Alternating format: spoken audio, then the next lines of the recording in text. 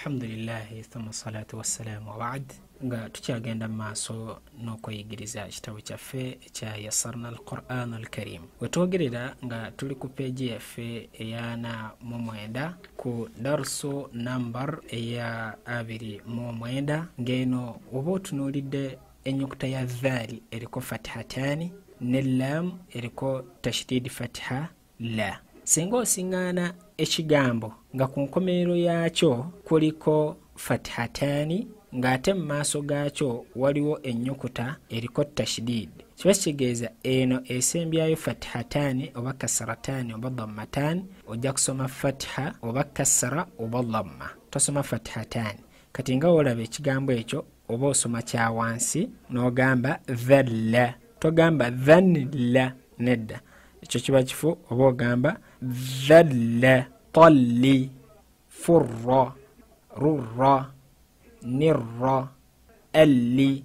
Mu kuwandiika bajja kuwandiika kiri ekiri waggulu, naye mu kusoma osoma kino ekiri wansi.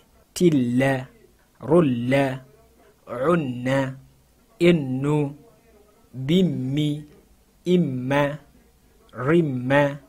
Kati wano ku mixed exercise bwetyo tusoma ebigambo ebyo kyenkunnyonnyodde nti ku nkomerero ojja kusiŋŋaana nga fathatani yekomekereza ekigambo ng'ate mu maaso g'ekigambo eriyo ekigambo ekirala nga kitandiise n'ennyukuta ng'eriko tashdid. Tuba tugenda kusoma tutya? Tuba tugenda kusoma nti adhallahum, adhallahum. Tetugenda kugamba nti adhannillahum, ekyo kibeera kifu. Tuba tugamba adhallahum, adhallahum. Sigerekese wasatan litakunu, wasatan litakunu raufur rahimun. Kirabye raufur rahimun, kufa okuliko dhammatan fun, katate mas ne wajja ra'u nga eriko tashdid fatha ra. Kiba kitegeeza eno fa eriko dhammatan tugenda kusoma dhamma tugambe raufur rahimu, raufur rahimun, ghafurur rahimun, tal'un nadhidun, shay'in nukrin, shay'in nukrin. Kigerekese ku peji eya 5 babeera nga bakuleetedde ebigambo ebyenjawulo nga birimu all previous lessons zetubadde tusoma. Mulimu empeerezi ya fatha, mulimu empeerezi ya kasara, mulimu empeerezi ya dhamma. Ogeza ekigambo ekisookera ddala kasayibin minas samai, kasayibin minas samai ma'in mahinin, ma'in mahinin, kasayibin minas samai, kasayibin minas samai. Lwaki tetugambe kasayibinin, kasayibin minasa, n'ekigambo tekivaayo bulungi. Tuba tulina kugamba kasayibin minas samai ma'in mahin, amrin marij, shaytanir rajim, shaytanir rajimin, basiqatin laha, jazaan liman, jannatin wa'yunin, dhakarin wa untha, khayran yarahu, hamimun wa ghassaqun, saqitan yaqulu, munadiyan yunadi. Ebigambo ebina insha Allah mujja kubanga mubinsomeramu ebyo biri makkati paka ku kigambo khayran minhum, nuran nahdi, dhikrun lil alamin, fawailun yawma idhin lil mukaththibin, fawailun yawmaidhin lilmukaththibina, qawmun min qawmin, qawmun min qawmin, akhdhata الرابية ثمرة الرزق عينا يشرب لؤلؤ مكنون مجنون وازدجر حطة نغفر شرا يره وليا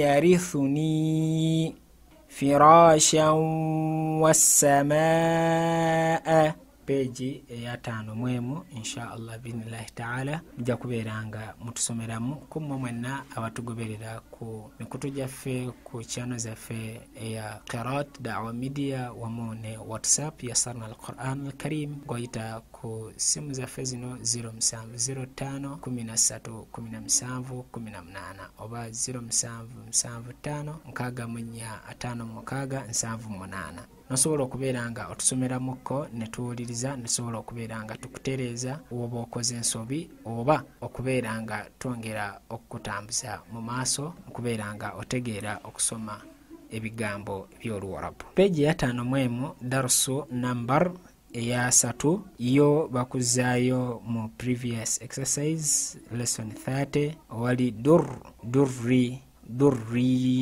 durriyun كوكب دري يوقد من حق للسائل. Wakuzaimu previous exercise darso number ya 3 mwemu era ku page ya 5 mwemu tuddayo era kubyeto abadde tusoma nga tukyali ku tashdid rillu songa ya tashdid ya kubeeranga oggumisa otusomeramuko insha Allah ntusobola okubeeranga tukuwuliriza. Peji yaffe eya 5 darsu eya 3 darsu number eya 3 kwatagana ku idgham yo eno darsu ku peji eno 5 darsu ya 3 yo choina okubanga otegeera wo kiri nti empeerezi eya sukun webeera ku nnyukuta yonna mu maaso ne wajjayo ennyukuta nga yeriko tashdid kiba kitegeeza sukun ennyukuta eriko sukun sakna oluusi bagiyita ne jazmi gona amannya gaayo eba tejja kusomebwa bagibuuka naye mu mpandiika ebeerawo naye mu kusoma tetugisoma tuba tusoma kino ekigambo kya wansi ne tugamba qatta tetugamba qaditta tugamba qatta wattu tugamba wadtu wattu idha kulla milla alla sawwa awwa ladda lukka halla wawwa miwa mayu lanya ayu miwu amma manna imma mimmu kummi kamma. Ennyukuta yonna webeerako sukun mu maaso gayo ne wajjayo ennyukuta endala ng'eriko tashdid kiba kitegeeza eyo eriko sukuni tetujja gisoma ekyo kye tufuna mu darsu number eya 3 ojja wano mix exercise oba bikuleetera mu bigambo osobola okubitegeera nga olaba ekigambo kino kisoma qad tabayyana rushdu tetugamba qad tabayyana rushdu ekyo kiba kifu tuba tugamba qad tabayyana rushdu kyekituufu. راودته إذ ظلموا أحط يكن لهن من لدنك عصوا وكانوا هل لنا عفوا وقالوا تستطيع عليه آووا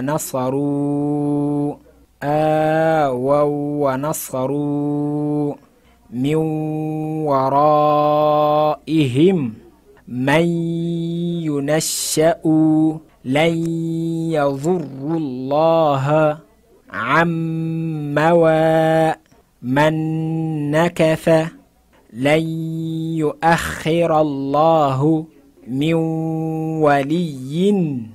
Peji yaffe eya 5 egenda mu maaso ng'etunnyonnyola ensonga gye tuliko eraga nti sukun ennyukuta yonna ebeerako sukun maaso gayo ne wajja ennyukuta ng'eriko tashdid sukun ennyukuta eriko sukun tetugisoma tugisirisa. Peji eya 5 bannaffe bajja beera nga batusomeramuko insha Allah biidhnillahi ta'ala. Oluvannyuma lw'okubanga mugisomyemu mujja kubeeranga mutukubirako ku masimu ago oba n'otwegattako mu Yassarna al-Quran group nasobola okubeeranga tukuwuliriza okuva ku page egamba fi ma'zalin mpaka ku kigambo ekigamba mim ma'aka eya 5 peji eya 5 tuyigawo ki mu darsu number eya 3 waliwo okuwanvuya ng'etubadde tusoma emabega al-ana wa qad asayta qablu adha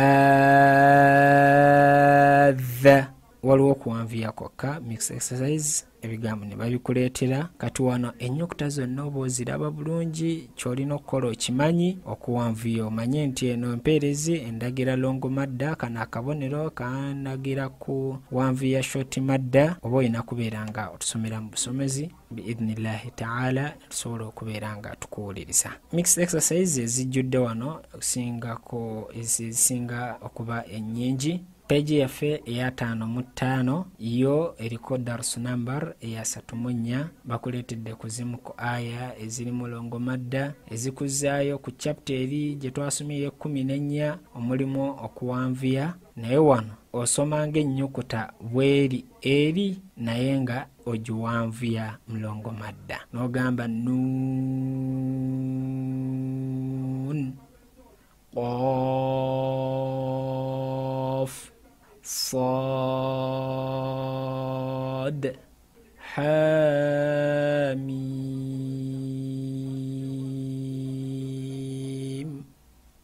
طاسين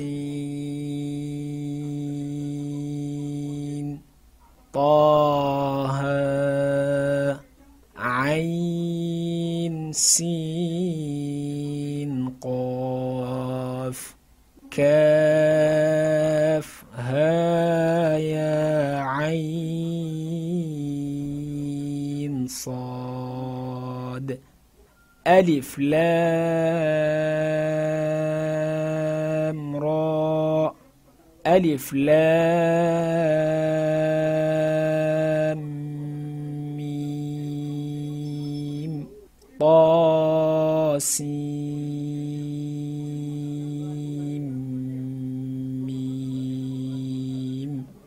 ألف لام ميم را ألف لام ميم صاد.